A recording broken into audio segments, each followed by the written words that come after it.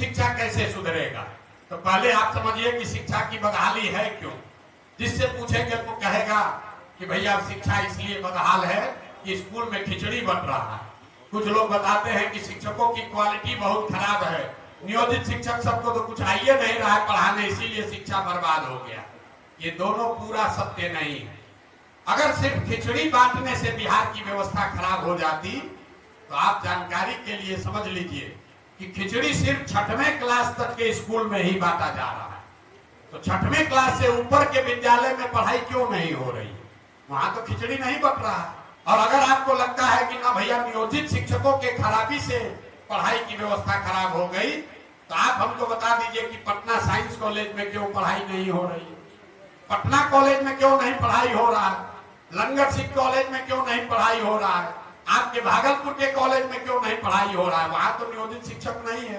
तो अगर आपको समझना है कि शिक्षा की स्थिति कैसे सुधरेगी, तो पहले आपको समझना है कि शिक्षा की स्थिति इतनी खराब है क्यों। वो इसलिए है कि पिछले 30 वर्ष में ये समता मूलक शिक्षा नीति के नाम पर पूरे बिहार में हर गांव शहर में सरकार ने आपके संसाधनों का उपयोग करके विद्यालयों के नाम पर भवन बना दिए। हुआ ये कि जहां भवन बना वहां पढ़ाने की व्यवस्था नहीं, जहां पढ़ाने की व्यवस्था और भवन दोनों है वहां शिक्षक नहीं है, जहां तीनों है वहां बच्चे नहीं है, और जहां सब है वहां पढ़ाइए नहीं है। तो ये जो स्थिति क्यों बनी है? इसलिए कि समाज और सरकार, मैं अंडरलाइन कर रहा हूं, सरकार और समाज दोनों की नजर में शिक्षा की आज कोई प्राथमिकता नहीं है। आप मेरे साथ किसी भी गांव में चलिए, अगर उसको स्कूल से बच्चे को साइकिल का पैसा नहीं मिलेगा, पोशाक का पैसा नहीं मिलेगा, लोग हेडमास्टर का घेराव करेंगे कि मास्टर साहब हमारे बच्चा को साइकिल का पैसा नहीं आया।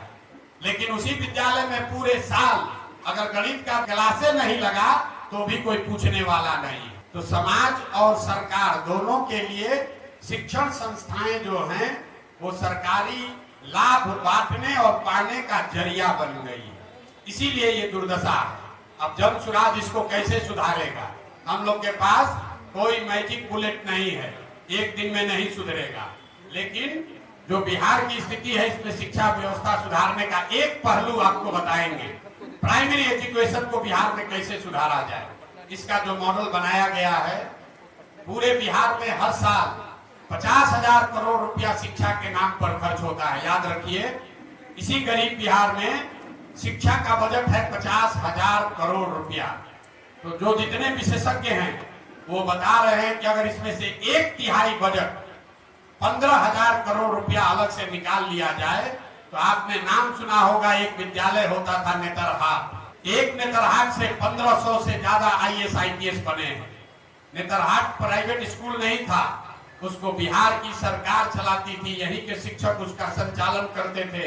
एक विद्यालय से 1500 से ज्यादा IAS IPS बने हैं। अगर नेतरहाट जैसा विद्यालय हर प्रखंड में बिहार में बनाना हो तो करीब करीब 15 से 20,000 करोड़ रुपया हर साल का खर्च आएगा। तो जो हम लोग की सोच है, जन सुराज की सोच है कि किसी भी प्रखंड को अगर ठीक जगह चुन लिए जाए जहां पर नेतरहाट जैसे विद्यालय बनाने हो, तो कोई भी बच्चा उस ब्लॉक का ऐसा नहीं होगा जिसको 20 मिनट से ज्यादा लगेगा उस विद्यालय में पहुंचने में।